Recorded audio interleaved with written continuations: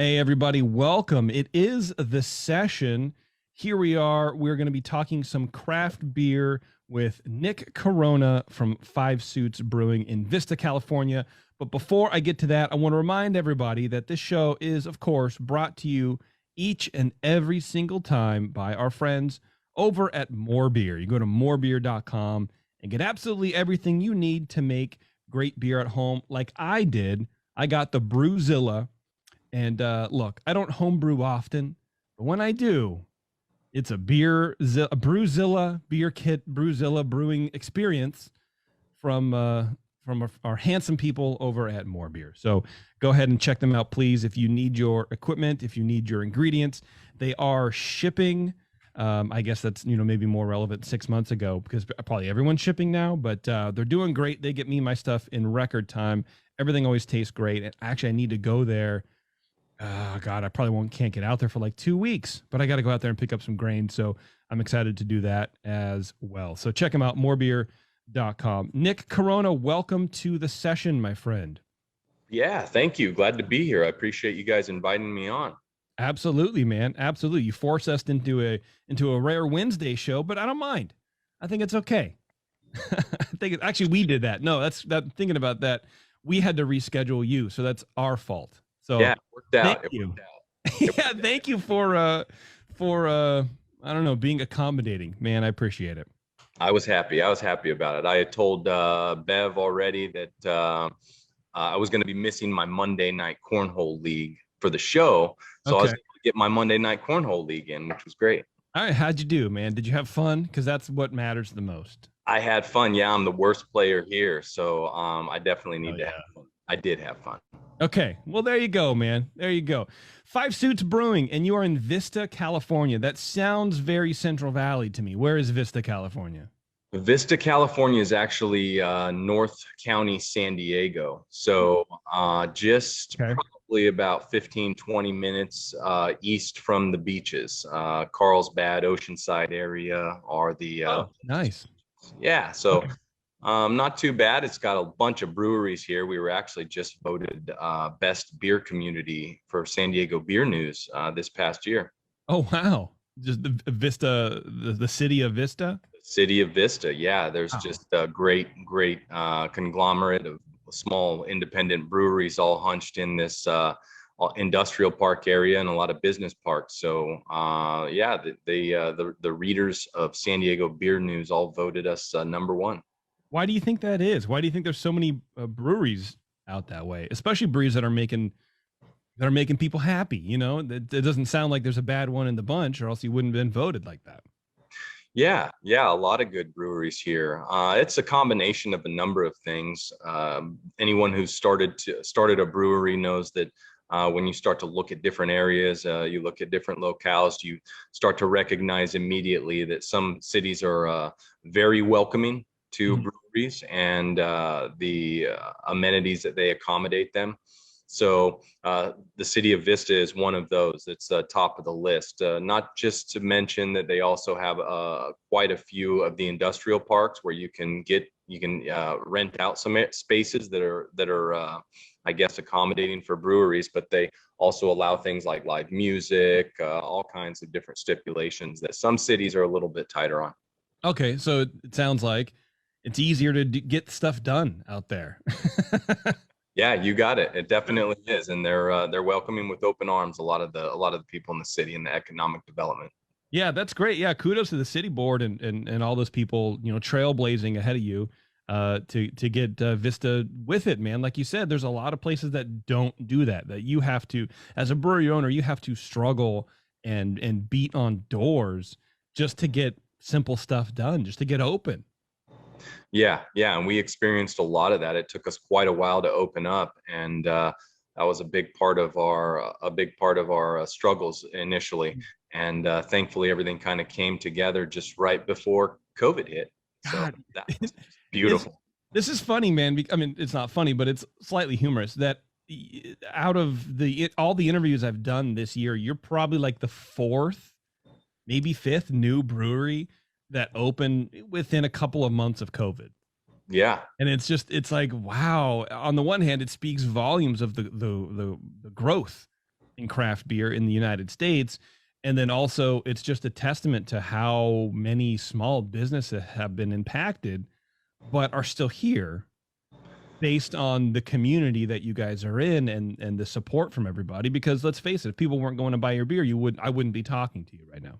That's it, exactly. Yeah, you hit the nail on the head. And thankfully, we had quite a bit of support come from our homebrew community that meets here locally and down in San Diego. A lot of them, they were all on board with supporting us, no matter what it took, even if it means just making a drive out to take some packaged beer to go.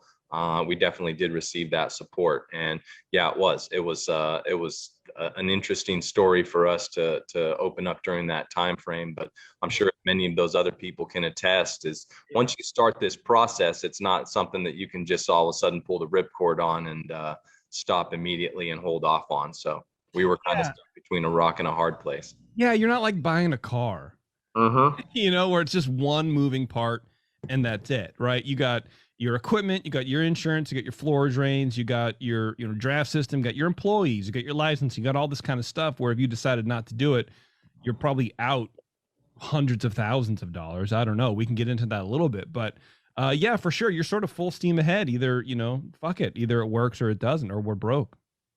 Yeah, exactly. There was one night where I had decided that we were not going to move forward.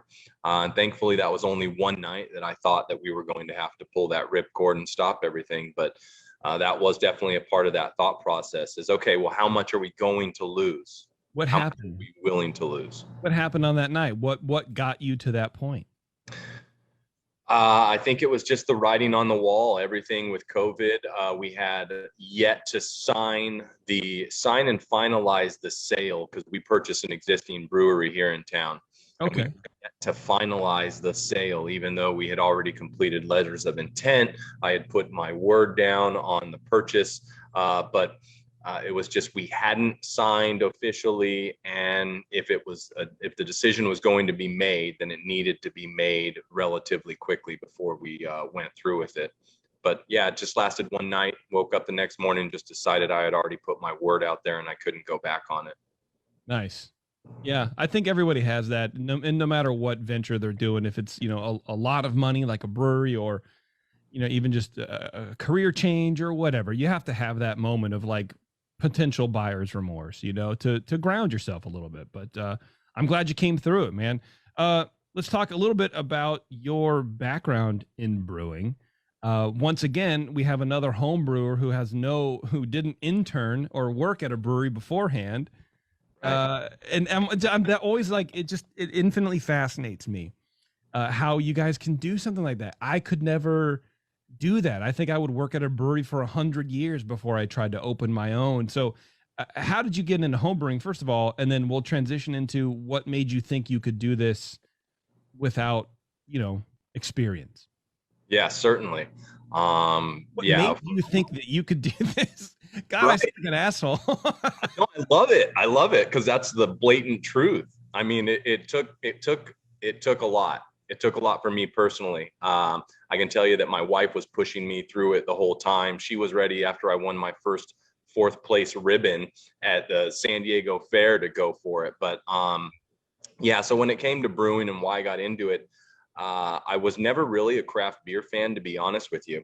I just thought that craft beer, the only ones I had tried really that I assumed was craft beer, was Heineken or Killian's Irish Red. Oh, Killian's Irish Red. Yes, dude. Right? Back to the late 90s, brother. Let's go. And as experimental as I may have gotten, might have been like a Sam Adams like variety pack at some point, where they had some type of raspberry beer that, to me at the time, was very off-putting. I had never wheat, probably, or something like that. Yeah.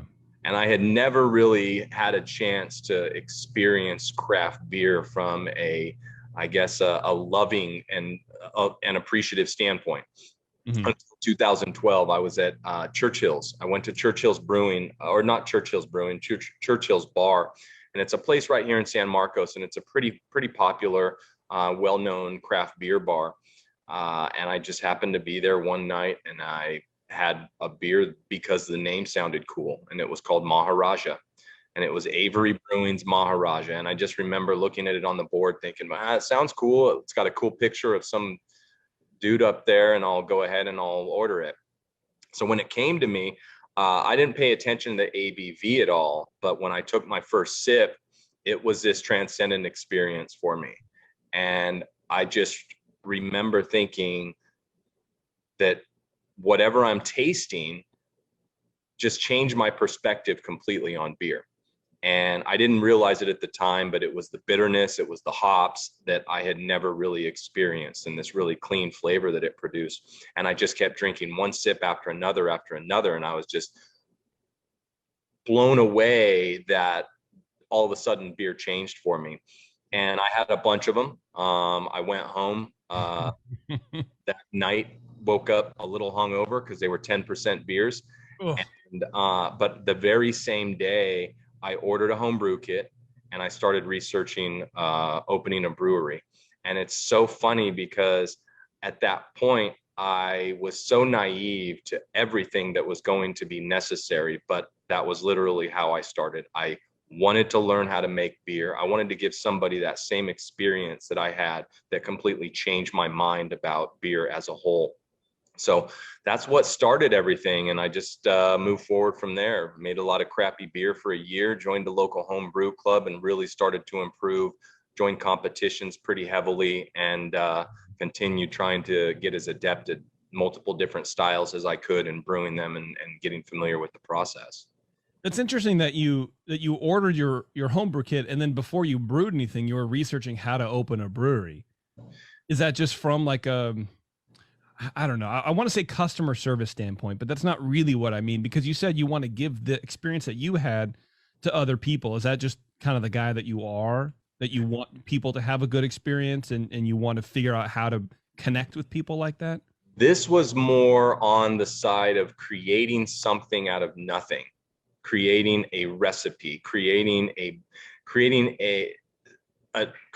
some, I guess the closest I could relate to it would be a chef. You know, if you're making a great dish and you blow someone away with your carne asada burritos, then, you know, that's your staple. But this beer to me was such an amazing experience that I just thought to myself, man, I'd love to give someone that same experience that I had, to where they could completely change their mind on beer as a whole. So nice. that was kind of what that was. As far as opening a brewery was concerned, that was definitely the goal, but I just needed to know more about what it takes to open a brewery, what equipment there is. I didn't know a fermenter from a keg. I mean, I didn't know anything. Right. So, yeah, it was definitely something that I started to move forward on pretty heavily. Awesome. What was your first homebrew kit? What was your first recipe you made? My first recipe was actually Maharaja. So I ordered from a place that I'm not going to mention right now because I wish I would have known about more beer at the time. Okay. I mean, you can if you want. It doesn't matter. Hell no, I'm not giving them any airtime. Okay. So, all right. All right. I do love more beer, and if I would have known about more beer at the time, I definitely would have ordered from there. But I ordered a Maharaja clone kit, and it came, and I was like, this is easy. I mean, they've got a kit for this beer. Like, why am I wasting my time with anything? And yeah. Obviously it wasn't easy, so it doesn't matter what you have by way of clone kits, but that was the naive side of it. Was I was just like, oh, look at this, I can find recipes online and they're cloned, so I can just do whatever. Yeah, let's do it. I mean, you know, your first foray into home brewing is a 10% IPA. Literally, if you go into a homebrew shop, literally everyone would steer you away. Like, let's calm down. Let's make a pale ale first. Yep. Or a stout or a porter, something. How did the beer turn out? That beer, I convinced myself, was great. Okay. But it was horrible. Yeah, of course it was, dude. It was horrible. But I tell you what, one of the bottles that hung out for a long time because it was such a horrible beer, I used to cook a turkey on Thanksgiving, and it came out great. Okay. So it was a better ingredient than it was a consumed thing as a whole. That's right. Exactly. Okay. I got you, man. I got you. So you're cruising through home brewing, you know, looking through my notes. Seems like you won a lot of awards for your home brewing and stuff that's hard to do. It's not just like, oh, I got a blue ribbon at the fair once, and then now I'm a brewer. Yeah, those were the things that really continued to push me to get to where I am right now and hopefully continue growing with the brewery. But I recognized quickly that I wasn't going to get honest opinion from any of my friends or family. That's what I really needed. So after I joined the Home Brew Club, and people who were thankfully honest with me, and they were BJCP judges, they would make little comments about my beer that I would pick up on, like, "Oh, were you rushing this?" Or Ooh, that's a good one. Exactly. I got to remember that for the Dr. Homebrew shows, It was a very kind thing to say, but those were the things that started to make me realize that just because my friends told me and got me all excited about my beer being good, when I bring it to people who are going to be honest with me, then that's actually the best room for growth. So I got involved in competitions because I could submit my beers and get feedback anonymously from people who aren't afraid to hurt your feelings. So yeah, I started entering competitions, and I won a couple ribbons here and there, and then in 2015, that's when I really started to show up with some of my wins and some of the bigger local competitions, and I really started to get excited with where I could go with it. Keith Cost actually he was on the Dr. Homebrew show there, and he came, and I met him in 2015 at NHC in San Diego. And I recognized his name because he was always winning all these ribbons in California. He had recently moved there. And so we hung out and we talked for quite some bit, and he really inspired me to continue moving forward with competitions and trying to get better and better, because I wanted to beat him. Nice. So yeah, that was a big inspiration for me, and That's it just cool, started to blossom there. And in 2016, that's when I really blew up. I won the gold at NHC, and then took Home Brewer of the Year as well. And then 2017, I won Cal State Sierra Nevada Home Brewer of the Year, which I took from Keith. He took it like, I think 2 or 3 years in a row. He's a crazy good brewer. And then San Diego Brewer of the Year. But all those things coupled together, those are the things that really started to make me feel more confident about the process that I had down, and the just beer brewing as a whole, that kind of got me more stable on my feet, understanding and feeling like I could bring something new to the table, and I could bring something of quality. Yeah.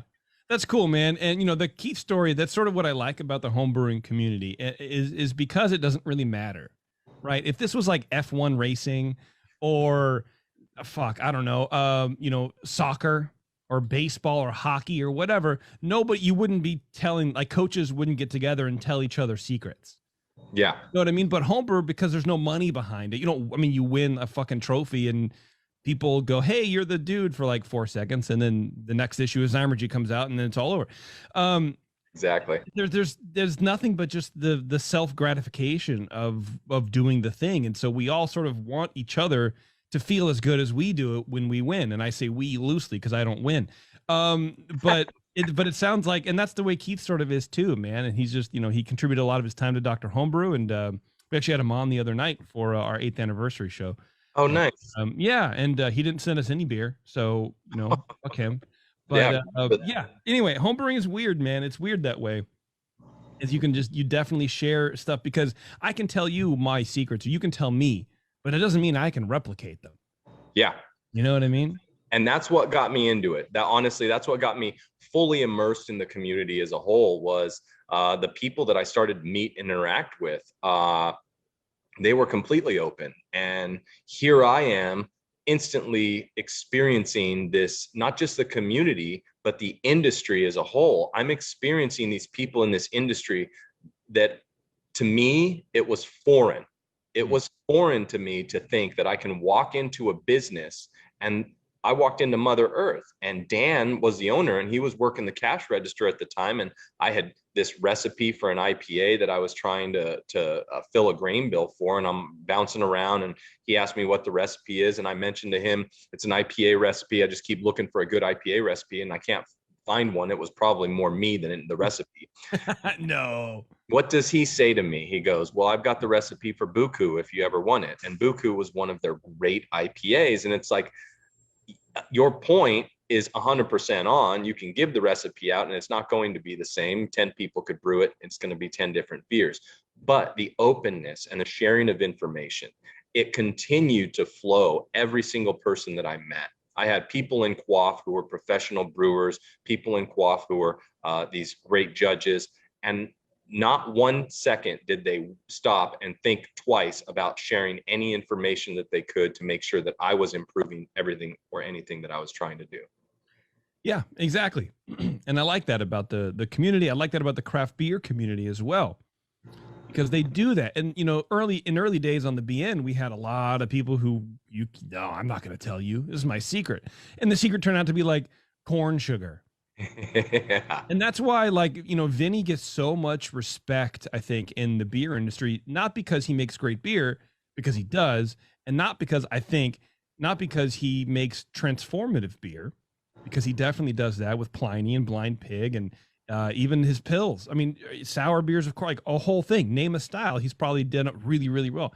Yeah. But it's because he came on this stupid show and just sort of opened the books. It was like, this is how I did it. This is how I dry my beer out. This is how I do this. You guys can do this too. Handed out his recipe for Pliny to everybody. More Beer sells a kit of it.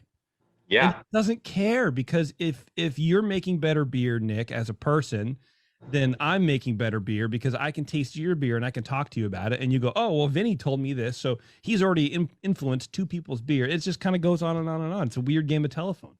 Absolutely. Absolutely. Yeah. That's the responsibility that anyone listening needs to continue pushing forward, because what I have found recently is there are very few people who try to keep things tight to themselves or stay tight-lipped about it, and they just don't last very long in the community. They find themselves kind of off on their own little island just because they don't really embrace that team spirit, and it's great to have it. I've benefited from it immensely. That's nice. So, okay. So did you have any sort of like commercial immersion, I guess, or you went from homebrewer to, hey, let's go buy a brewery? So I was fortunate in that some of the beers that I had submitted for a number of competitions had won Pro-Am abilities. Obviously, I'm going in there to take pictures. I'm going in there to smile and hold a beer or pour a beer from a tap. But I had won enough of them that I did get some decent experience in getting on a brew system. And I tried to soak myself into those Pro-Am opportunities the best I could. I tried to ask as many questions as I could. And honestly, if I ever come across something here that I didn't know when I had first gotten started up, the community had done the same thing. I mean, I still had people that were in quaff that are pro brewers now, people that work in the industry that, I mean, I had the owner's son of Belching Beaver come over, and their head brewer for their pub 980 come over and like just come in and take a look at my crush on my grain mill, because I had sent a picture and they noticed something was kind of off with it. So it's like, this type of help is so valuable. And even if you don't work in the industry, as long as you have that friendly spirit and that I guess ability to just reach out to people, then everyone's willing to help. And there were a number of times where I was walked through some processes that I didn't know, just mainly on the equipment. Wow. That's great. That's really cool. I was fairly surprised to learn that most of the stuff that you're learning with home brewing, it translates to exactly what you're doing here. So I know I had heard a couple of the people telling me that it's the same thing with the exception of the volumes. But if you're making good beer in your garage and you decide you want to jump it up, it's going to take definitely more of a learning curve when you go to jump it up, but it's the same processes. Sure. Yeah, it's the same thing, but there's like different tweaks on it. Again, I don't know why I'm like thinking of cars, but it's like a VW Bug to like a, Porsche. Absolutely. Right? Absolutely. That's the same thing. Car go forward, car go back. Hit the gas. Yeah, but not really at the right speed, man. You got it. Yeah. Okay. Well, so you felt confident enough in the industry, you felt confident enough in whatever sort of breweries you've been to that you thought, hey, I could open a brewery now. I'm okay with it. Yeah, I don't need to go and clean kegs for 6 months at, Pizza Port or whatever. Yeah, I'm not going to say that there's not value to that, because Sure. if you've got the time and the ability to do it, then by all means do it. I had a full-time job. I still work at the casino now, so I'm a casino manager during the day, and I come and I work at the brewery at night when I get off, or on my days off. But I didn't have the ability to go and to work in the industry for a period of time. So if you do have that ability, then it's going to be very important. There are a lot of aspects to the industry that you can't really get a feel for unless you're actually put into those positions. There's so many when it comes to sales, when it comes to packaging. I mean, just all kinds of things that you would definitely benefit from working in it further. I did attend the San Diego State Business of Craft Beer. They've got a program at San Diego State, so I did do that as well. I was able to get that accomplished at night, so that helped me as well, because I was able to tap into a number of the professionals that came and did seminars and series there. Okay, that's cool, man. Casino manager. Are you like the guy who goes and like catches people cheating and like beats the shit out of them, or what is that? That's a little old school Vegas, but I actually started in Vegas, so that was where I got my experience in casino management. But yeah, for the most part, I'm just putting out fires as they pop up. You know, something will happen maybe, and I'll get the call and go and smile and figure out how to make someone happy. People get just pissy. They're like, I ordered a whiskey sour 4 minutes ago, and this fucking person can't. This is sour. It's not whiskey. Yeah, normally it's amazing, but normally that ties into maybe the amount of money that they've lost as well. So yeah, it's easy to get upset at things like that when you've lost a little bit of money. So you're the comp guy. Comp is in my Batman tool belt. Yes, that's in. What's the wildest thing that's ever happened at that casino, man? I want to know. What casino is it, first of all? If you can tell me. If you can't, that's fine. Yeah, no, it's Valley View Casino. Okay. The craziest thing that's happened at the casino, I would say, I'm going to say that, well, this didn't happen at Valley View Casino. This happened at the casino I worked at before, but we had a gentleman who had an accident, and he was an elderly gentleman. Okay. And when I say he had an accident, he did something in your pants that you would normally pull them down for. Okay. And we were so accommodating. We took care of him. We got him a new pair of pants, helped him get cleaned up, and he was all good. That I think we may have gone a little overboard with it, because he wanted us to pay for his socks that also got soiled. So it was just very interesting to me that here you have an embarrassing situation, but we were able to turn it around and make it so not embarrassing that now he was empowered to ask for us to pay for his socks. And did you pay for his socks? That we did not. We felt the pants were sufficient. We did not pay for the socks. That's wild, man. I did not expect that story. I thought for sure it would be someone cheating and you had to break his fingers or something like that. But sorry to let you down. That's all right, man. The poo story, good enough. Sometimes those are the same thing. Speaking of things that are not poo related, I'm drinking your Hef, which I know is the worst segue ever, but I tried to make it as good as possible. I started with your Hef, the Pit Boss Hefeweizen, and I really enjoy this a lot. I'm drinking out of a can, so I apologize if that's stupid, but it's what I'm doing. Thank you. Tell me a little bit about the Hef. Is it a homebrew recipe or something you developed here on the thing? It is a homebrew recipe. This was actually the beer that let me know that I was on the right path. I had started to brew a Hef fairly early on, maybe my second or third year of brewing. And this was the first beer that I took home a ribbon with. And I alluded to the fourth place ribbon. Not many places give fourth place ribbons, but thankfully for me and my ego, I was given a fourth place ribbon, and it was for the Hefeweizen. Nice. So I continued to hold on to that recipe and brew it again and again. And eventually this is my most award-winning recipe, repeatedly winning every time I had entered it with Homebrew. So this was basically just my go-to. I know I'm going to get a ribbon or a medal with this one. And then it actually had taken, this is the beer that took gold in 2015 at NHC, and then went on to win Best of Show at NHC in the finals. And then the very next year, I fulfilled a feat that I'm pretty sure has never been done before, but it took Best of Show at MCAB as well. So those are the only two national homebrew competitions, and it's the same beer and the same recipe took Best of Show at both of them. Best of Show them both. Wow, that's great. Yeah, so there's got to be a way to track that, I wonder, but that's cool. I've never heard of that either, so that's great. Yeah, I'm a geek when it comes to stats and stuff like that. So I went back and tried to check. I didn't find anything in my search, but please, anyone else, you're welcome to search and reach out to me. I'll buy you a beer if I'm wrong. Yep, that's the great thing. You can just say whatever you want. Just prove me wrong. Until you can, I'm going to say that this is the way it is. That's right. Yeah. So, yeah, and I had brewed it a number of times because this one had also won some pro-ams, and I brewed it at Hangar 24. I brewed it at a brewery here called Lightning, but it came out good those times, but it never came out exactly the way that I wanted to make it or that I would make it in my garage.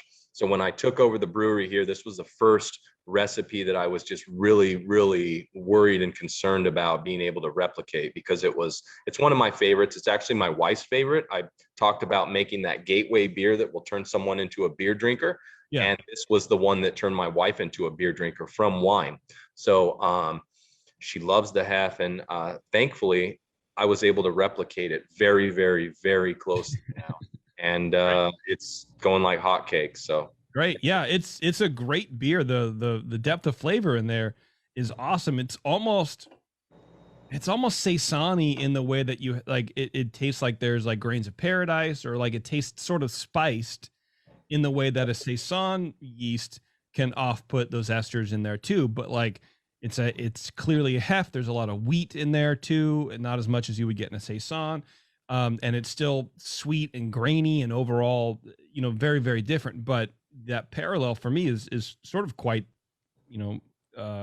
stark, contrasty between the two styles, and it has a lot of things in the mid palate, a lot of flavors that you don't normally get with a hef. It's a German style hef, or what would you?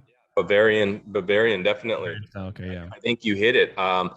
There is that big clove spice to it that comes through, and the spices I think that's what tickles the tongue, and I enjoy that about this beer, and I think that's what my wife likes about it too. But yeah, that was one of the processes. Is I used a step mash when I was at home, on my homebrew system, and so buying a brewery, most breweries don't have the ability to do a step mash unless you have a specifically designed brew house for it, which I did not. But I was able to figure out how to do that and replicate it. So yeah, that was a great breakdown on the beer. Oh, thanks, man. Yeah, it's a good beer. I think it's delicious. Good job on that. And you said people are liking it. Yeah, they really are. It's great. My biggest compliment, and I love hearing it, and it continues to happen, which makes me feel really good. Just a lot of people, they want to let me know that they've been to Germany. I've been to Germany, and I've had the hefs. And this is one of the greatest hefs I've had. And so I relish those types of things because, again, I feel I'm a relatively young brewer. I've only been brewing since 2012, only professionally now for, a year. So it really makes me feel good when people really enjoy what I'm making. Yeah, absolutely, man. And, considering your pedigree is mainly home brewing, on the commercial scale, it can be daunting, and it is hard to scale up your homebrew recipe to a commercial world. We've heard that for, forever. But it sounds like you do have, sort of just a general intrinsic knowledge about how things work. Like you're saying, it's the same basic stuff, but if you don't have a good handle on that basic stuff, you're not going to do well in a commercial environment because you're just not. I mean, they are different things inherently. They're just different animals.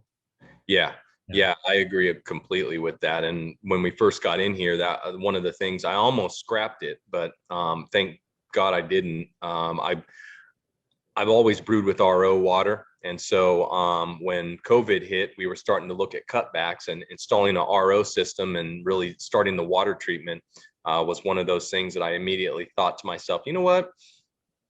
The brewery here before didn't have it, and they were in business. So I almost started scrapping some of those things, but thankfully I didn't. And I just really tried to stick to my homebrew roots and what had got me here, and try to replicate as much as I could. Yeah, absolutely. Well, Nick, we're going to take a quick break. I'm going to get 2 more beers. We're going to start talking about the beers more in depth a little bit. Hang on, everybody. It's the session. We'll be right back with 5 Suits Brewing and me and Nick and probably whoever else. I don't know what to say. That was a weird exit, and I apologize. All right. Thanks for hanging around, everybody. We are back with Nick Corona from 5 Suits Brewing in Vista, California. Nick, I have a beer in front of me that I don't know about. It is a llama on it, and I think the label art is rad, but how do you pronounce the name?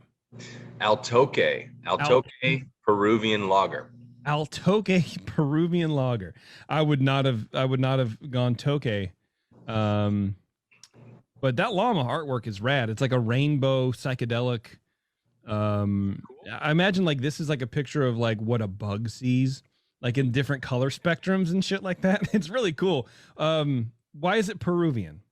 So we, as everyone probably knows, because I shared it, were opened during COVID. So one of the California mandates stated that we needed food in order to even operate as a brewery.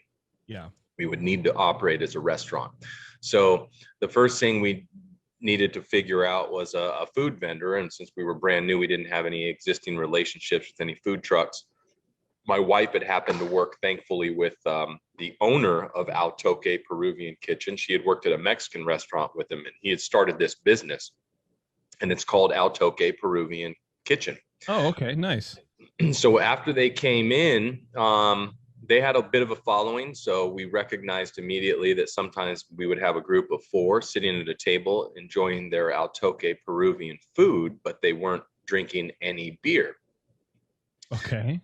They were hypersensitive to that as well. And one of the first things they asked me is, could we make a Peruvian lager, or a lager that would be similar to the ones that they serve in Peru? So one night they brought in a couple of beers, and we sampled those beers and tried to come up with the recipe that would be as close as we could to a Peruvian lager, and the ones that we sampled. So that was where this beer was actually born. I had done a bunch of research on the Peruvian beers, actually on chicha, how they make chicha, and you spit in my beer, buddy. Is that what you're trying to tell me? Spit in this one, no. Okay. But I considered it. Okay, all right. But yeah, we decided we were going to try to make something similar to like Cusqueña is one of the Peruvian beers, and just really try to keep it a little bit of that corn sweetness. So we had it's got about 30% flaked maize in it. It actually dried out a decent amount, so this beer does dry out a lot, but it's still, to me, it retains a lot of that corn sweetness to it as well. We did use a little bit of the purple corn. It didn't color it up because we didn't use too much of it, but they use a lot of purple corn in a lot of their dishes.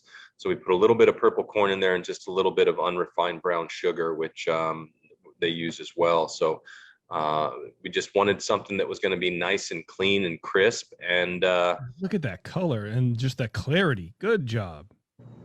Thank you. You're welcome. Thank you. Yeah. What's the ABV on this? That is 5.5. Oh, see, perfect. And it is sweet, and it is corn. And I know polenta isn't Peruvian. I mean, maybe I do. I don't know. But it's almost like that. I don't even know if polenta has fucking corn in it. But that's what it reminds me of. It's that sweet, not savory, but just complex. And I just had polenta the other night, and that's why I'm like thinking about it. I know there's cheese in it, maybe. Actually, I only know the word polenta, and I know what it is. I don't even know what is in it. It just sounds cool when you say polenta. It does, right? But I feel like this is what I'm picturing in my mind, just because of that round, deep sweetness. Yeah, it does. For a very light, clean beer, it does. It does, like, it pops through the middle of the mouth and Yeah, the middle of the tongue. that's heavy, dude. That is a crazy, and it's spicy at the end. It's like complex spicy again, sort of like the hef, sort of like a saison, where there is a lot of fermentation esters poking through at the end, but you get that ingredient, and then you get the yeast at the end. It's very crazy. It's a crazy beer. Yeah.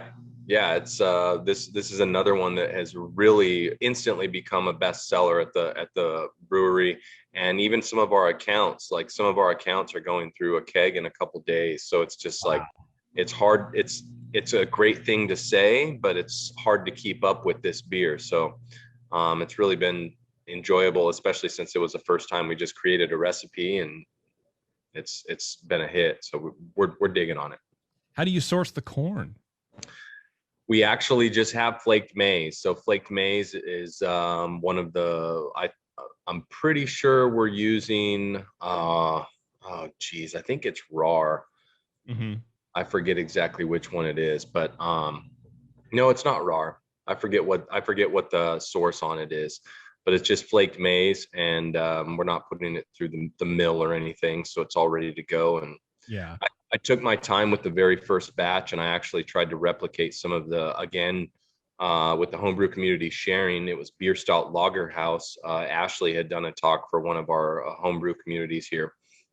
And I tried to replicate some of the very, very, very slow brew days and step mashes that they do there, to try to really keep this as a clean, crisp lager and just get it exactly where they come through with a lot of their lagers. I have since changed that since my time is limited. Yeah, man. It's still coming through pretty good. Yeah, did you notice a difference, or is it a difference that only you would notice, but like on the customer level, it's not that big of a difference depending on what am I trying to say? It's not that big of a difference compared to your time to do it. Yes, Right. yeah, absolutely. I think from a traditional standpoint, and I was always this way with home brewing, it was time doesn't matter. Mm-hmm. It doesn't matter if I'm up at the crack of dawn and I'm going to bed at midnight. This is my step. This is what I've done, and it's gotten me to where I need to be. So I was always very, very dedicated to that on the homebrew side. But yeah, when things started changing and I needed to run the tasting room, or I needed to run a game night, or I needed to do something here, yeah, time starts to be a little bit more valuable. Right. When there's money involved, when it's your business, when it's your livelihood, that's a different story. Yeah. 100% agree.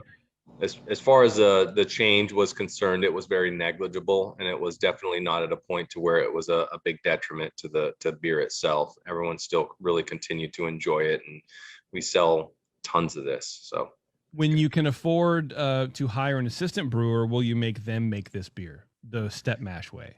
Will you go back to making step mash? no, Okay.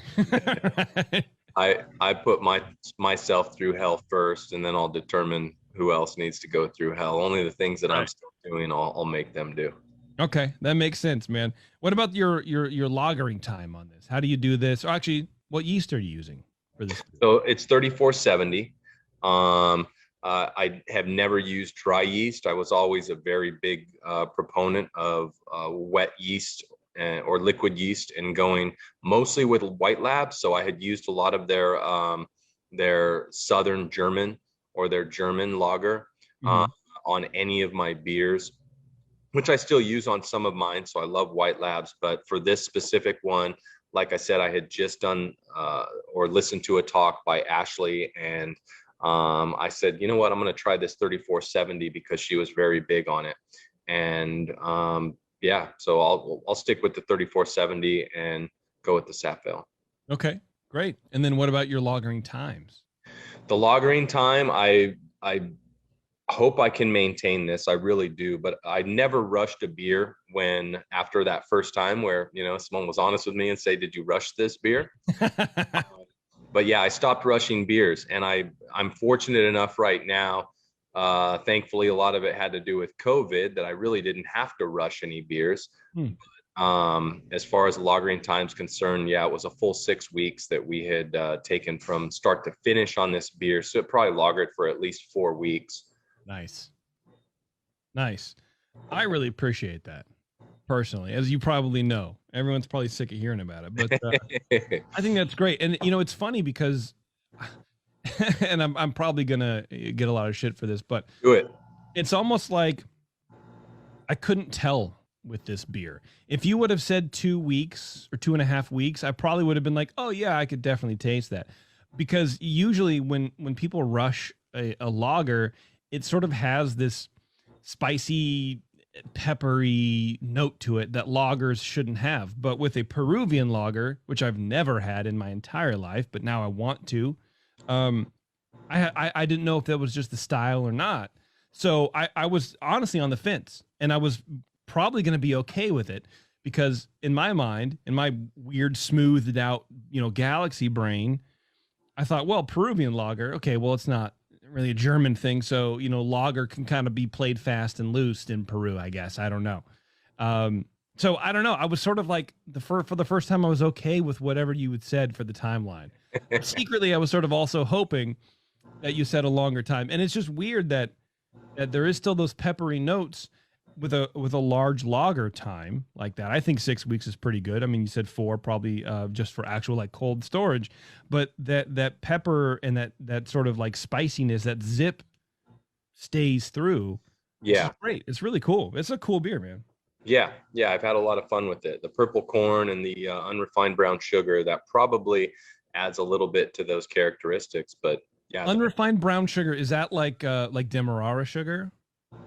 It's actually like sugar that I'm getting off of Amazon of all places, just because it's not like something that any of the commercial places had. It's a lot of the stuff that they use in their cooking.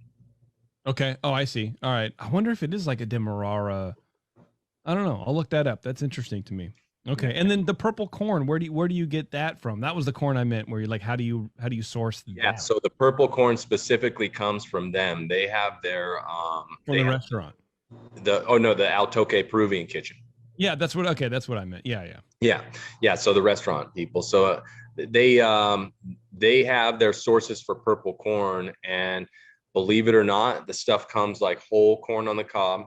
It's on the cob, so I strip it and then I crush it, grind it down, and we add it to the mash. But yeah, it's how much corn are you adding? Like, what's the weight? It's a fairly negligible amount when it comes to the whole recipe. It's probably like 30 pounds, and when it's actually really cool when you go to put it into the recipe, you're into the mash, it instantly turns the whole top purple. Like it would be really fun, and I'm sure I'd love to do this in the future, and I may one day, but it would be really fun to do something significant, like say maybe 20 or 30% of an actual grain bill, to see how it can color up, because it instantly turns the top of the mash purple. Yeah, that would be cool. Like, yeah, exactly. That's just what I was thinking. Like, how much of this corn can you put in and still have a tasty beer? Yeah, purple corn, that sounds great. But I mean, look, even you said 30 pounds, that's a lot to cob, and like do yourself, man. Yeah. It's funny, the bags that they come in, because they're relatively small bags, but yeah, we get back here and we have a good time with it. It's fun getting these guys to start understanding the process, because I think they start to respect it a lot more when they see what goes into making the beers, and then they're out front and they're interacting with a lot of their guests, which a lot of the people that come in for their food are Peruvian and had never experienced craft beer. So it's kind of been like a really nice thing to be able to get people involved in craft beer, because some of the people start with the Peruvian lager, and next thing you know, they'll be drinking another one of our styles. Yeah. Are you a big Peruvian food guy?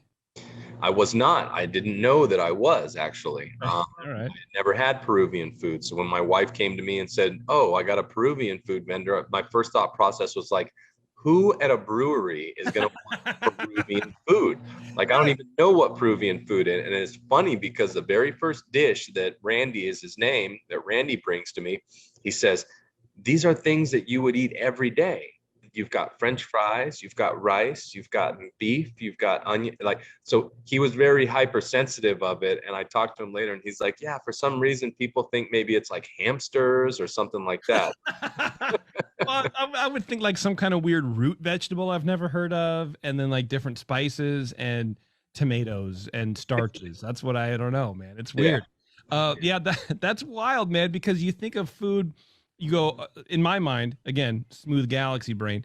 I'm going, okay, well, open a brewery. I need food, hamburgers, grilled cheese sandwiches with, fucking truffle oil or whatever the kids are into. Like, something, memes. Let's just print memes out and feed memes to people. Like, that's all anybody cares about. I definitely wouldn't have gone Peruvian food because, like you, I would have gone, who in the world even knows what Peruvian food is aside from like the Peruvian culture that's in like the neighborhood? But it turns out it's sort of like a win-win for everybody. And that's cool. I mean, there's something to be said for like sort of just doing it, just going forward, trying something new. Yeah, it really is. I know I wanted food all the time and definitely have some type of food option, but after they came in and we started to see how everything was received, we've created something so unique here. It's really, I think it's exceeded our expectations. I know it's definitely, we continue to hear, that people come here expecting something totally different. So yeah, it's really cool to see everyone really receive it well. Yeah. Ron in the chat says, if you use all purple corn, could you get a purple lager? And I think that's what we were just sort of chatting about, Ron, is I don't think we know. Yeah. I don't know. It would definitely be something that would be fun to see what happens. And I'd love to try out. It would be great to see the homebrew community take that over. Just do a purple beer. Yeah, man, for sure. I mean, you could probably like fake it with, not food coloring, but aren't there like food safe colorings that you can just add back? It was like ground up bugs or some shit.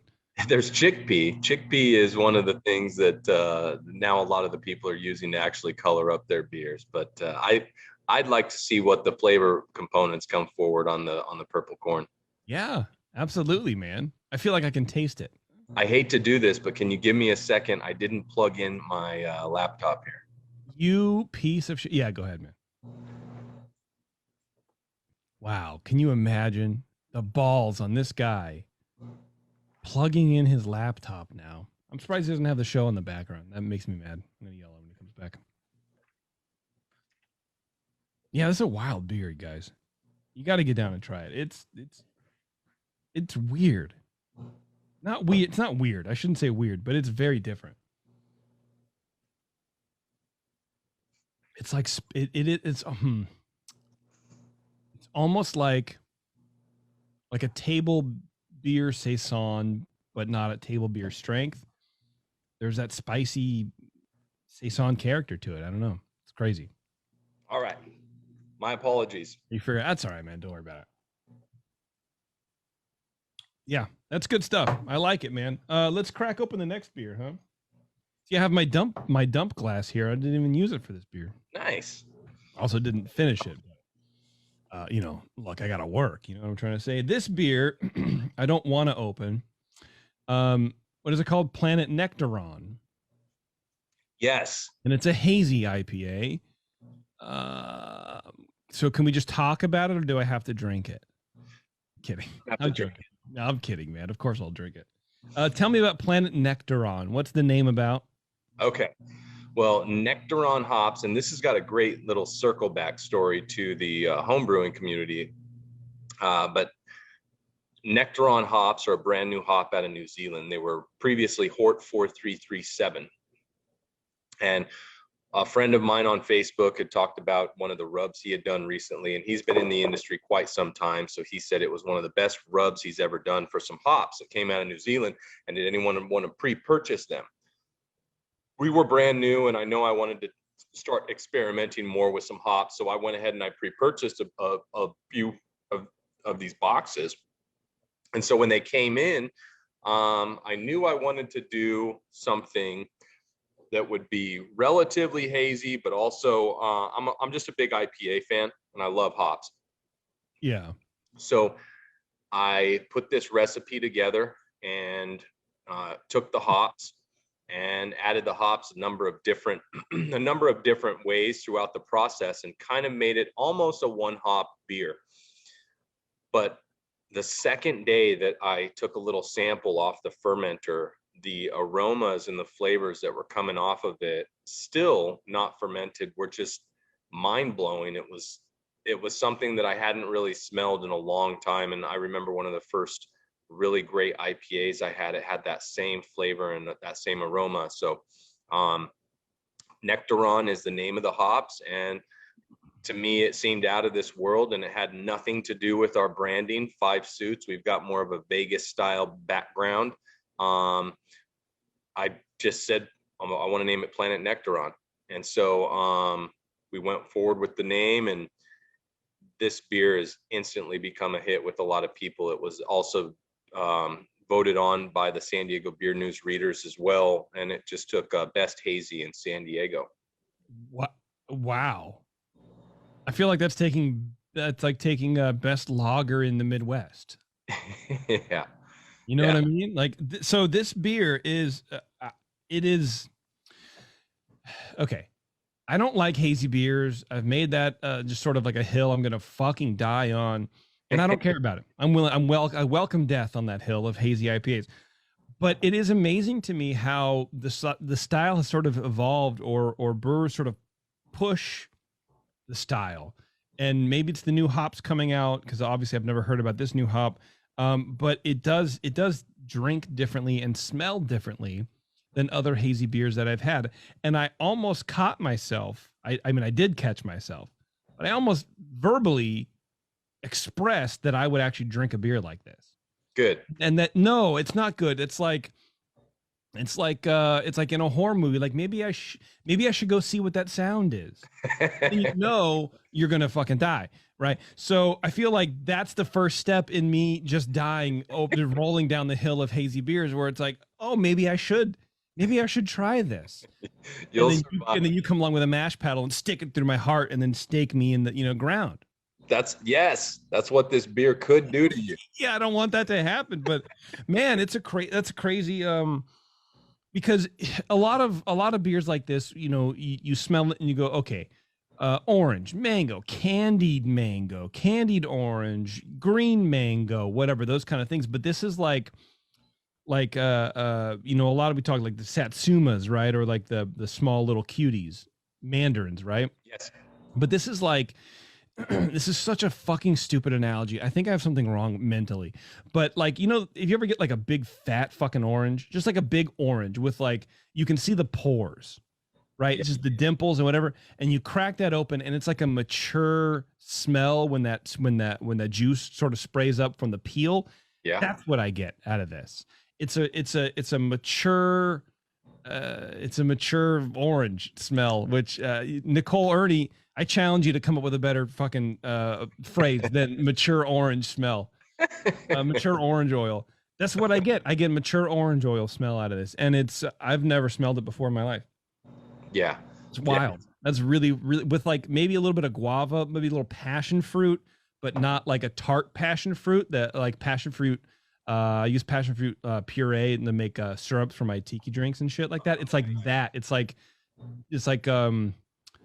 darker passion fruit, not the brighter side. Yeah. Like darker passion fruit with like orange oil.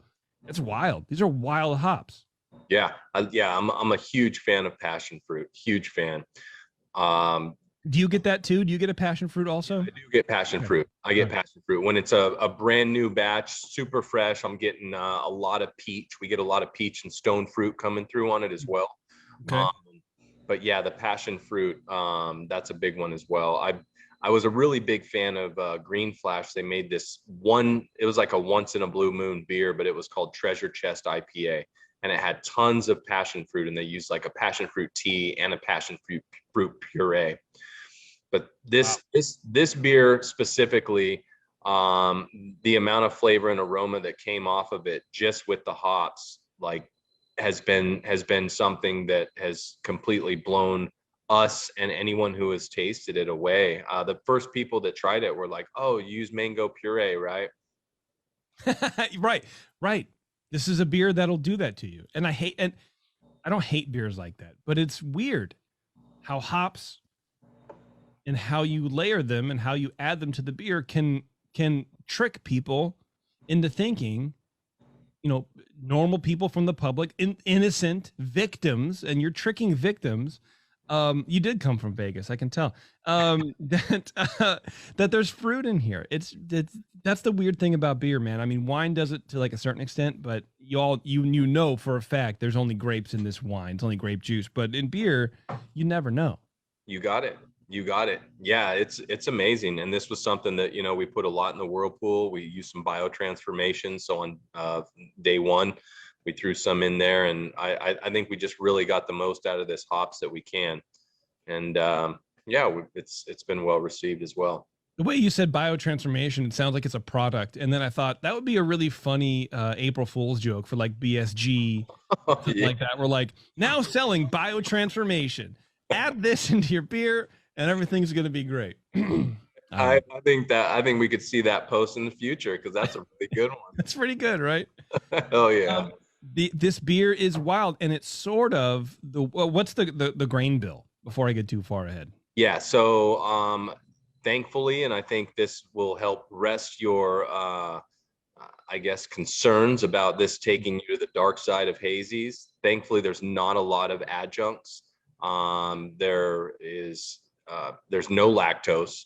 There's a little bit of wheat, a little bit of flaked wheat. We've got some Pilsner malt, pale ale malt. For the most part, this beer really is almost more of a crossover from like a super adjunct forward or super creamy mouth hazy to almost just a less bitter West Coast IPA. So it's really not super, super hazy, and it's not going to be something that's crazy turbid or crazy creamy that I guess a lot of the hazy boys will expect. Yeah, it's not. And this light is sort of, look, I look great in the light. The beer doesn't necessarily look all that great. But you definitely can see through it. It's not super murky. I've had beers that aren't hazy that look worse than this. You know what I mean? So this is definitely on the lighter side of gravy IPAs. But it does sort of taste like an old school West Coast IPA, like maybe a little caramel malt I would expect in here. There is a sweeter side to it. It's not super creamy, or not super, cloudy or whatever, but it's pillowy, right? It's not super soft and rounded, but it is soft and rounded, but not overly so. It's not like a velour tracksuit. It does hug your tongue, but it's not like, okay, I get it. You're showing like it's too much. This actually for me, this sort of can ride the line between an old school West Coast IPA with a modern twist and a hazy IPA. And I think that's a cool place to live too. I don't think you need to go super extreme with it like some of these people do, where it's like, oh, like I saw a picture of Kim Shimke posted a picture of like poutine and like 4 hazy IPAs. And I'm like, when your IPA looks the same as your gravy, I think you're doing it wrong. This doesn't look like that. And it doesn't drink like that either. And I think that's a good place to exist in. Yeah. I agree. And that's what we were kind of shooting for. And who knows, one day I may go down that dark road, but for now I enjoy this. And I want to continue being in a place where I can brew the beer that I like to drink. So as far as I'm concerned, hitting more of these style beers where it's not going to be something that you're pouring out or you're ladling out, then I'm going to be happy with it. And this is definitely one that I'm happy with. Yeah, it's like, I mean, it's very much like old man yells at kids to get off his lawn, yet still has a lawn. Yeah. It's like, oh, I will accept this as a beer, sort of, but not any other way. And you can't, I don't know. Yeah, that's a wild ass beer, dude.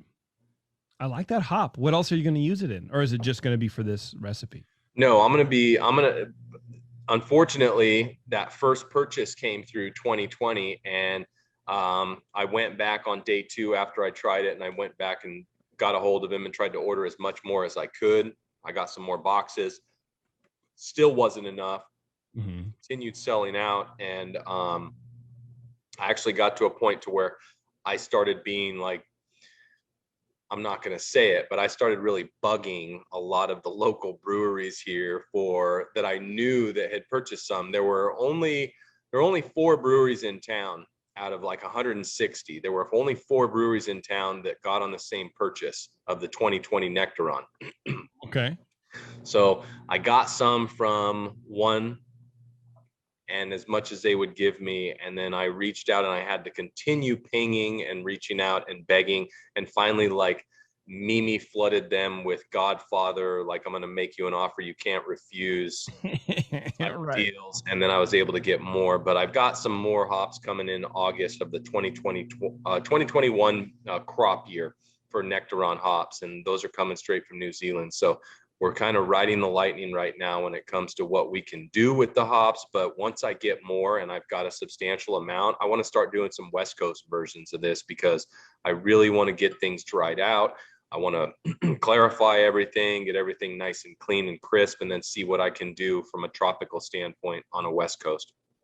Yeah, I mean, you know, and now that it's sitting in my mouth, it sort of is like a Mandarina Bavaria or like a Huel Melon, like those sort of like fruity characteristics, but on a darker side with like a guava and a passion fruit and stuff like. But like those are the parallels I'm drawing with like the new school German hops, but they're New Zealand hops. I don't know. It's a wild time, man. It's a wild time to exist as a brewery and as a beer drinker, I guess.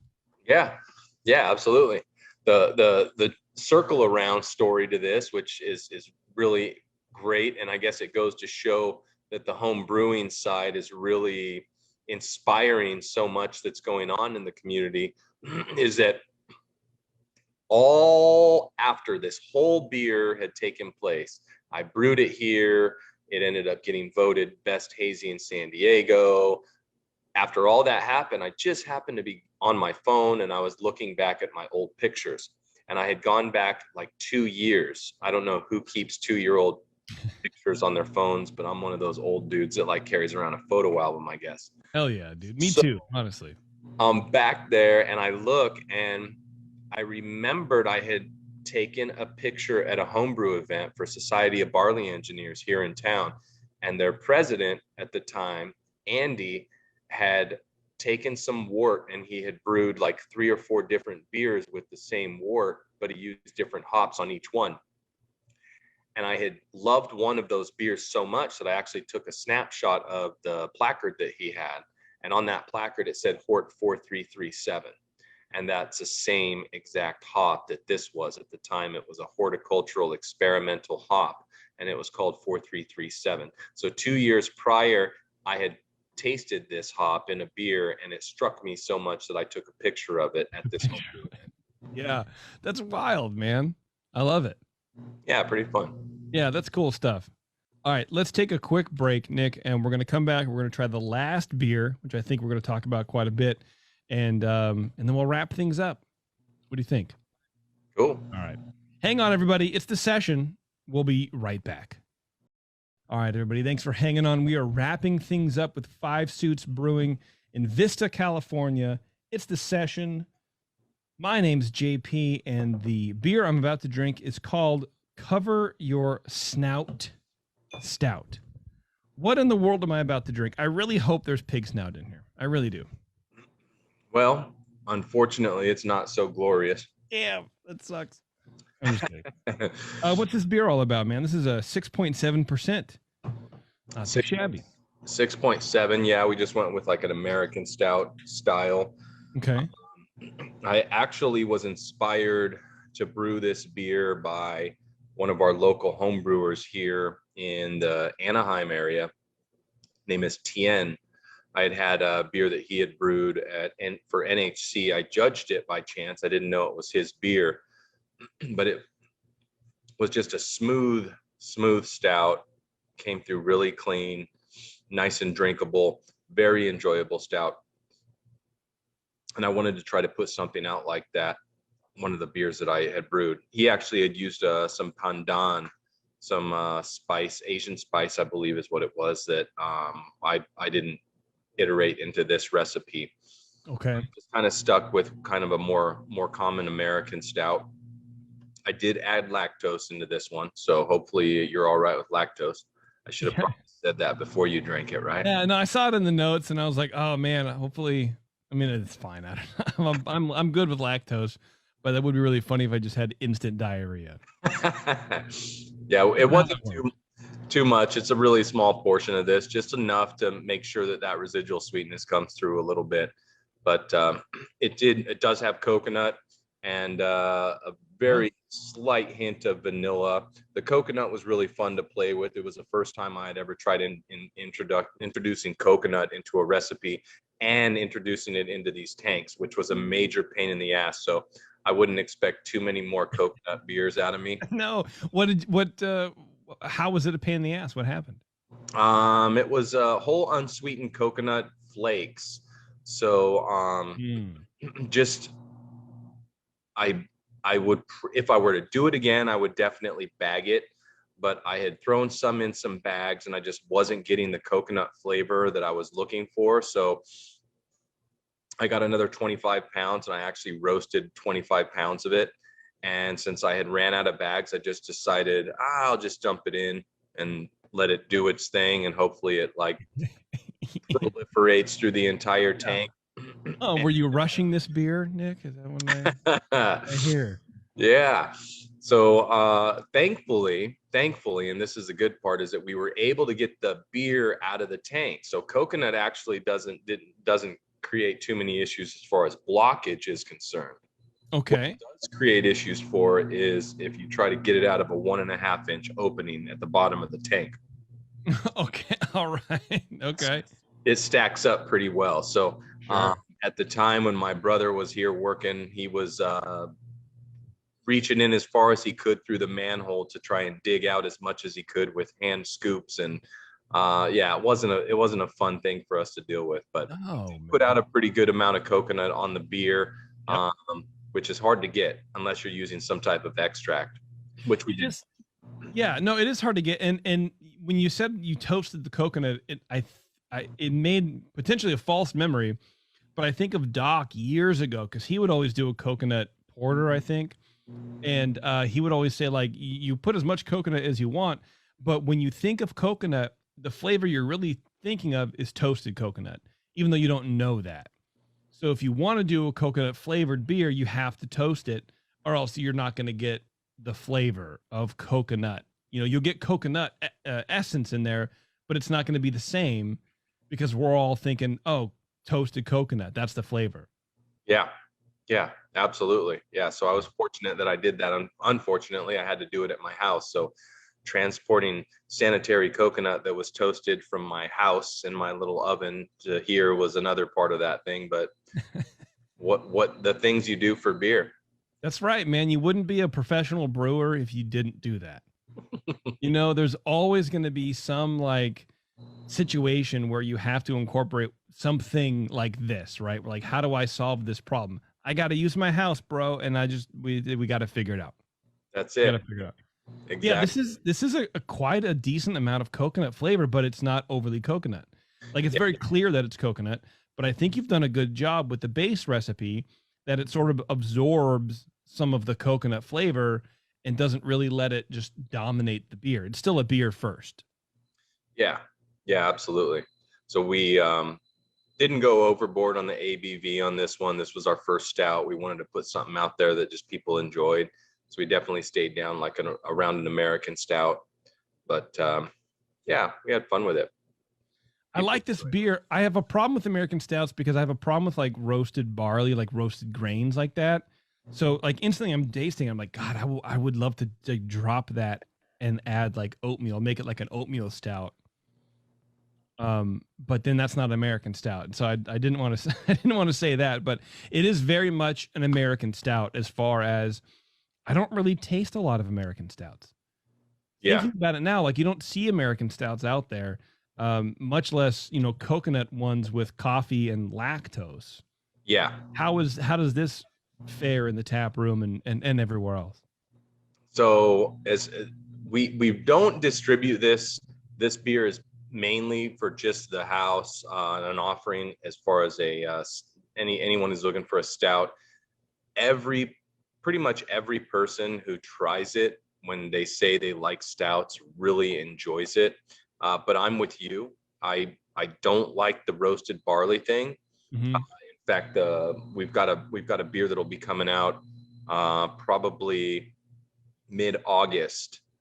We haven't announced it yet, but it's a mid-August beer that we are doing in conjunction with a homebrew series with San Diego Beer News, sponsored by Ballast Point. So that was with some homebrewers here, and it is going to be a 9.5% chocolate stout. So it's Wow.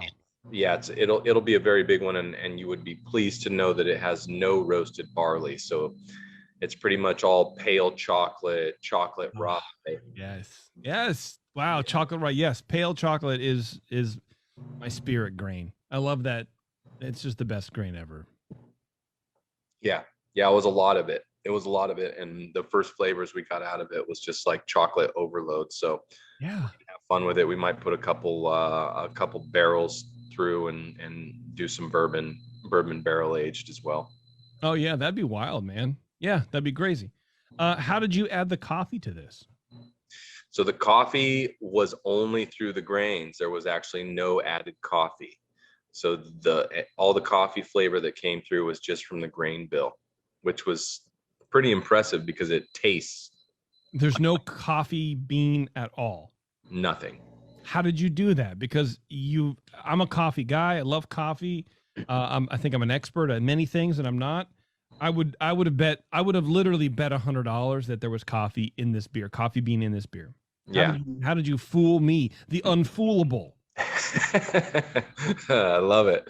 So as I was working through the recipe with stouts in particular, I struggle with I build all my water profiles from scratch pretty much. So I struggle a lot in trying to hit my pH levels while also trying to maintain my water profile to where I want it. So my fix to it was to keep out the roasted grains as long as I could. Mm-hmm. And that meant to put together the mash early and introduce the roasted grains later in the process. So as we started the sparge, that was when we started to introduce the roasted barley, any of the other darker malts that came through. And I think what it did is it like held back on a lot of the astringency that you might get, and it really just started to give more of that coffee flavoring that that you would get from those same malts that might change if they're steeped a lot longer. Yeah, interesting. That's wild, man. That's a crazy that's crazy. Yeah, like I said, I would have never guessed that there was no coffee bean in here. That's a good beer. I like it. I'm pouring myself a little bit more. What yeast did you use on this? This was 001, so kept it very American with the cow. Another part of our help that we get from the local community is sometimes reusing yeast that we're able to get help from. This was one that Belching Beaver actually uses they use 001 on one of their more famous beers, and a lot of people have tried it, but it's their peanut butter stout. Mm-hmm. So we were able to get a little pitch from that, and kind of blended perfectly with the beer. So nice. Yeah. Okay. It works. It works, man. I love it. Earlier you were saying, just about your general vibe in the brewery there, that you're very like sort of Vegas themed or whatever. And looking at the photos that you sent over, it's like Vegas like speakeasy or like Vegas loungy, but not in like a trashy way, but like the red booths and the draped velvet and stuff like that. I like the vibe in your space, man. I think it's really cool. You have a giant chandelier, for God's sakes. I love it. Yeah, I had to go up to Hollywood, and I was in some mansion pulling that chandelier down like 3 years ago before we even The location. I was up on scaffolding with a friend of mine pulling that chandelier down. My wife hand cleaned every single crystal on that chandelier. God. Yeah, this process has been going on for quite some time. Okay. And my wife and we lived in Vegas for a period of time. We've always loved the nightlife. She was a showgirl actually, in Vegas when Oh, I met her. nice. Look She at would have the you. big feather headdress and That's the like you're literally living the dream. I feel like everybody who goes to Vegas, that's what they either want to hit the jackpot or take home a Vegas showgirl. That's yeah. like the Oh, classic Vegas thing, right? And did you do both? Did you hit the jackpot or what? that's right.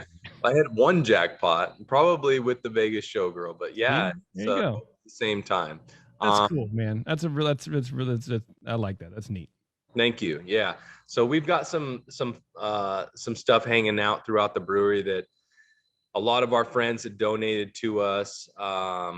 The curtains that we hang around here were repurposed. They were taken out of the Sahara and the sands from back in the 50s Oh, and 60s.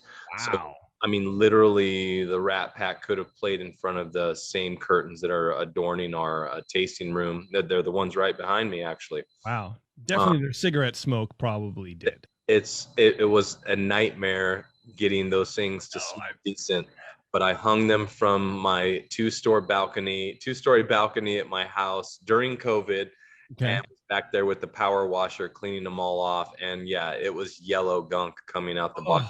Oh, But they don't smell God. that way anymore, thankfully. The brewery Hell smells yeah. pretty good. But Okay, yeah, we good. just had fun with it, and we wanted to put out some type of nightclub vibe from like back in the 50s and 60s, just the Rat Pack era, something fun for people to come and hang out. And the most important thing for us was for people to feel relaxed and comfortable, a place where they could lounge. So Okay. we see a lot of people coming in, and they'll sit and hang out for quite some time. So we think we've kind of hit that mark. I think so too, man. The photos that I see are very stylized. It looks very cool, and it looks very comfortable. It does look like, a secondary, like a Vegas sort of showroom. I like it. I think you have a very comfortable space there. Yeah, thank you. Thank you. It Yeah. was hard to do. Hard to do when you've got a literal warehouse, and you're trying to make it not feel like a garage. Isn't that always the way, man? I feel like, that's just another thing. Honestly, I think that sort of gets overlooked in the craft beer industry because I don't know, what do you think the percentages are of craft breweries in light industrial warehousing? 40%? I don't know. You know what I mean? There's got to be quite a bit. And nobody really ever talks about the lengths that people go to make that space not look like a light industrial warehouse with a fake wall in between the brewery and the tap room. You know what I mean? Like you put clearly a ton of effort, and you've been thinking about it for numerous years.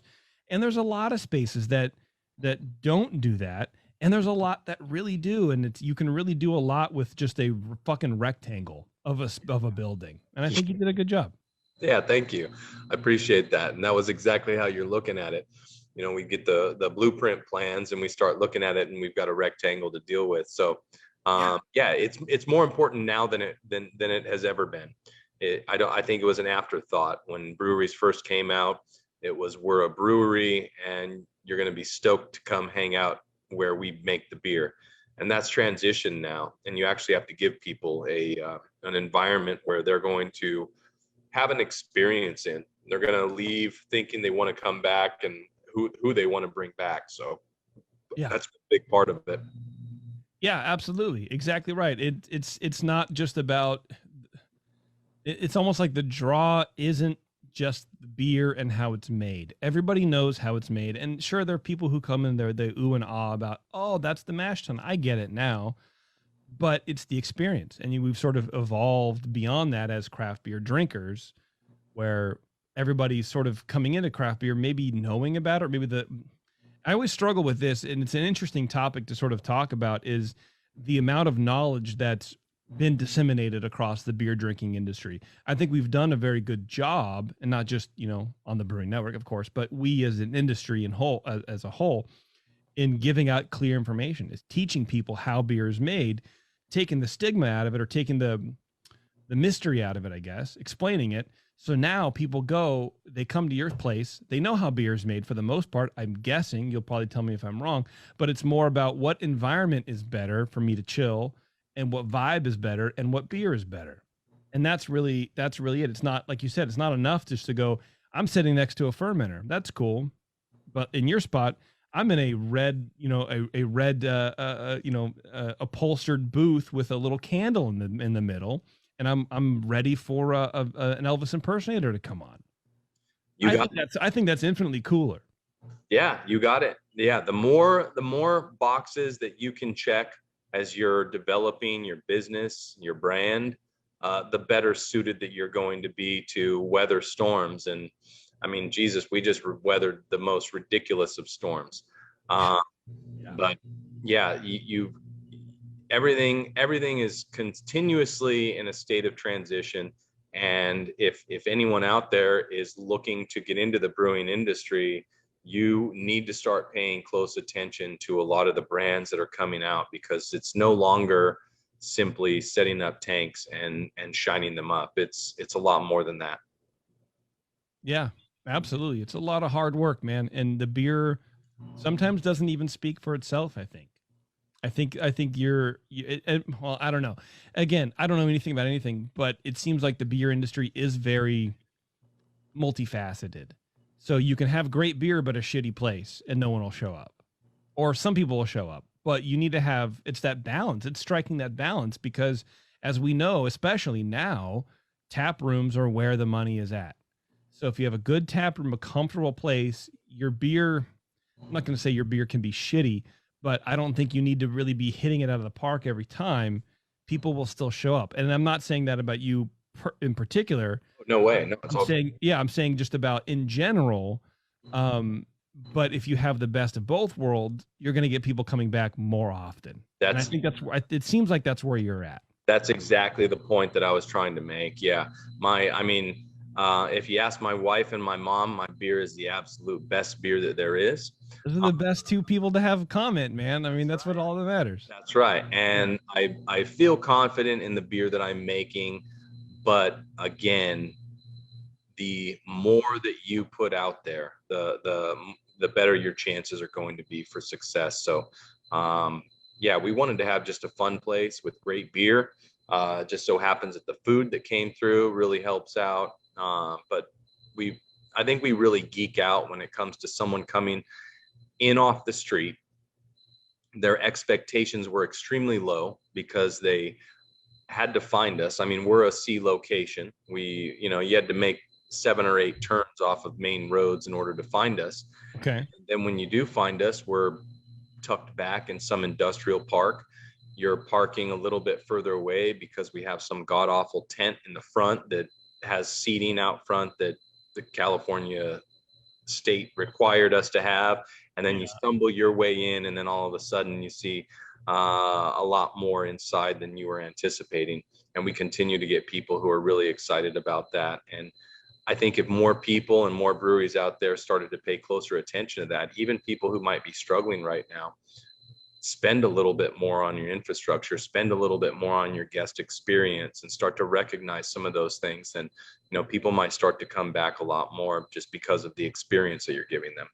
Absolutely. I mean, look, don't feel too bad about where we are. Have you ever visited the brewery? No. That place is a pain in the ass to get to. It's tucked away in it's the largest industrial area park I've ever seen. And it's impossible to get to. I mean, this was 10 years ago or whatever. So it's probably changed by now. They probably have, a fucking billboard on the top of their building. But it's it was hard to get to. It's like, and it's one of those places where you pull up and you go, am I in the right spot?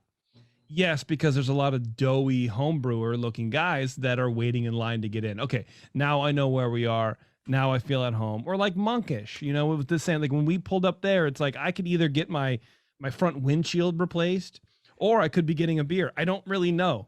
We're going to go in and we're going to find out. Yep. So it's like, that is sort of the cool part about beer too. It is sort of like bootstrappy, which I know is like sort of a, an ironic term because you can't actually pull yourself up by your bootstraps. It's sort of a joke, but it is sort of like a punk rock sort of fighting lifestyle, right? You You go where you can and you make the best of it, and people are going to show up. Yeah. And I think that's what you've done, man. Thank you. 5 Suits Brewing. Nick, thanks very much, man. I appreciate it. How can people learn more about your brewery? So you can go to 5 Suits Brewing, the easy 5 Suits Brewing, 5suits.com. That's our website. Instagram is 5 Suits Brewing. Facebook is 5 Suits Brewing, but we post everything on Instagram and Facebook. We're heavily into Instagram and Facebook. We don't do the Twitter thing very much. We just never got into it.